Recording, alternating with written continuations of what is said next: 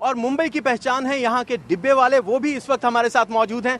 वो खुशी जताने के लिए हम यहाँ पे आए। हम चाहते थे वानखेड़े स्टेडियम में जाकर सचिन को सैल्यूट करें, मगर हमें टिकट नहीं मिला। उसका गम नहीं है, हमें खुशी है कि वानखेड़े स्टेडियम के बाहर पर ये फुटपाथ पर खड़ा रहकर मुंबई का डब्बे वाला सचिन के करतूत को सलाम करता है।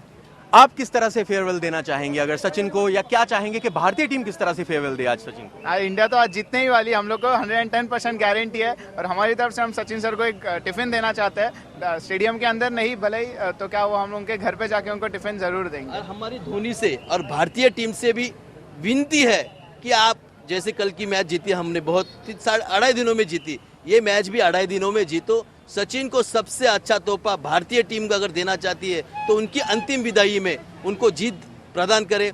और ईश्वर से हमारी ये कामना है कि अंतिम कसौटी में सचिन अंतिम दाव में शतक लगाए, यानी 2 पारी में नहीं तो 1 पारी में भी शतक लगाए, जिससे चल के हम क्रिकेट रसिकों को बहुत आनंद होगा। तो सारे फैंस यही उम्मीद कर रहे हैं कि सचिन अपने इस आखिरी मैच में शतक लगाएं, शतक लगाकर वो यहाँ पर विदाई लें। और किस तरह से आप लोग चीयर करेंगे सचिन को?